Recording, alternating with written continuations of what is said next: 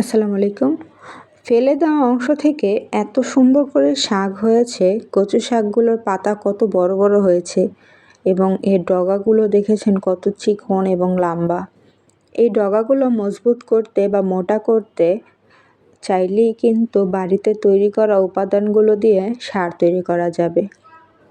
কলার সিল্কে, ডিমের সিল্কে এগুলো ফেলে না দিয়ে গাছের মাটির সাথে মিশিয়ে 1 সপ্তাহ 10 দিন বা 15 দিনের জন্য রেখে দিন। তারপর সেই মাটিটা নিয়ে গাছের গোড়ায় গোড়ায় দিয়ে দিলে শাকগুলো একদম সতেজ হয়ে যাবে এবং অনেক বড় হবে। আমার ভিডিওগুলো যারা নিয়মিত দেখেন তারা হয়তো দেখেছেন কত বড় বড় কচুগুলো আমি কেটেছিলাম। ঠিক এই কচুগুলোই সেই কচু। এগুলো বড় হতে 3 থেকে 4 মাস সময় নেয়। 3 থেকে 4 মাসের মধ্যে খুব বড় হয়ে যায়। এইভাবে যদি ছাদ বাগানে কচু চাষ করা যায় তাহলে ফ্রিতেই কচু খাওয়া যাবে 12 মাসই। বাজারে কচু শাক পাওয়া যায় খুব সস্তায়, কিন্তু কচু শাকগুলো বেশিরভাগ সময় তারা নোংরা পানির থেকে তুলে নিয়ে আসে, যা আপনি আমি দেখি না। তাই ছাদ বাগানে যদি একটু কষ্ট করে ছোট ছোট ড্রাম বা বালতি বা কোনো বলের মধ্যে কচু চাষ করা যায় তাহলে কিন্তু বাজারে সে নোংরা শাকগুলো আমাদের খেতে হবে না।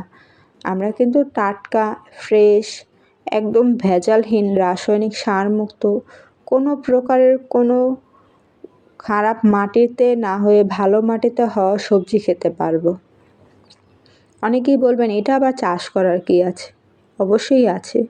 কচু শাকের পুষ্টিগুণ সম্পর্কে আমরা সবাই জানি। ডাক্তাররা কিন্তু বেশিরভাগ সময় আমাদেরকে বলে থাকে কচু শাক খাওয়ার জন্য। এক এক রোগের জন্য আমাদেরকে কিন্তু কচু শাক খেতে বলে। অনেকে অ্যালার্জিজনিত সমস্যার কারণেও কচু শাক খেতে চায় না। কিন্তু কচু শাকের যে পুষ্টিগুণ রয়েছে, এই পুষ্টিগুণ সম্পর্কে হয়তো এই 2-3 মিনিট ভিডিওতে বলে শেষ করা যাবে না। আপনাদের ছাদ বাগানেও কচু চাষ করার চেষ্টা করুন। এটা বাজার থেকে যখন আপনারা কোনো কচুর শাক, কচুর লতি, কচুর মুখি নিয়ে আসবেন, তার ছিলকাগুলো ফালাবেন না। এগুলো মাটিতে পুঁতে রাখবেন। সেখান থেকে এত এত কচু শাক হয়ে যাবে। একটা যদি কচু শাক হতে পারে সেখান থেকে কচু হবে, কচুর লতি হবে, কচুর মুখি হবে। যতটা মাটি পাবে ততটাই এটার প্রস্তার কিন্তু বাড়তে থাকবে। তখন অনেক অনেক কচু হয়ে যাবে। এই বালতিতে অনেকগুলো কচু আমি উঠিয়ে এক এক জায়গায় লাগিয়ে রেখেছি। তো এই বালতির কচুগুলো অনেকটাই বড় হয়ে গিয়েছে। কিছুদিন পর কেটে দিব, আবার নতুন করে কচু হবে।